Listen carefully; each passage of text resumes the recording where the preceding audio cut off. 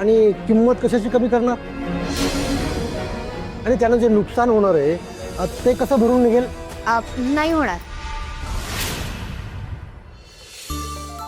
Packaging ही एक अशी गोष्ट आहे जिथे आपण खर्च कमी करू शकतो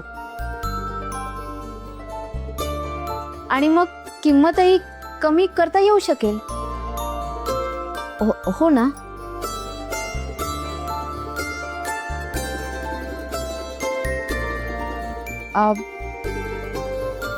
हां, एक मिनिट. हे बघा, हा पेन आहे. हा पेन असाच विकला तर कमी किमतीत जाईल, पण हां, जर याला असं असं विकलं तर याचा दर वाढेल.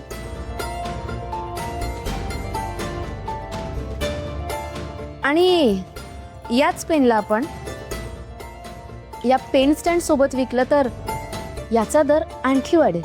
म्हणजे आपण कसं देतोय यावर किंमत ठरेल. हो, पण उद्या आपण मसाले असे देणार आहेत का गुंडाळून?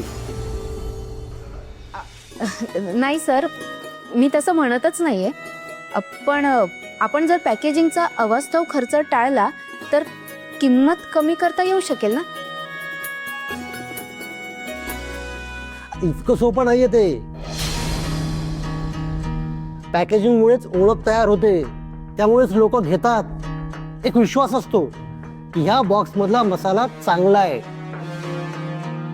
त्यासाठी लोकांनी रिसर्च केलेला असतो आणि मग ते फायनल केलेलं असतं. हो, पण तुम्हाला मसाला विकायचा आहे की पाकिट?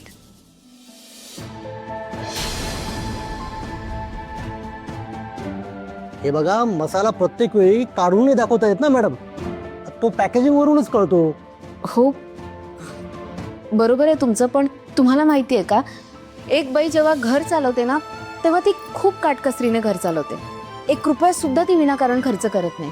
कुठली गोष्ट किती किमतीला घ्यायची आहे हे सगळं तिला माहिती असतं.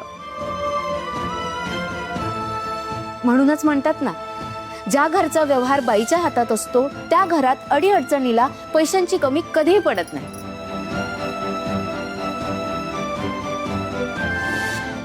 हो मॅडम, आम्हाला फिलॉसॉफी नकोय. बिझनेस कसा वाढवाल ना त्याचं उत्तर पाहिजे.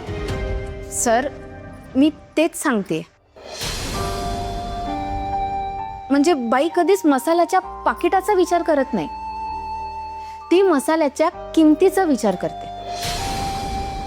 आणि जर मसाला कितीही चांगला असेल पण तो जर तिच्या आवाक्या बाहेरचा असेल तर ती नाही घेऊ शकत.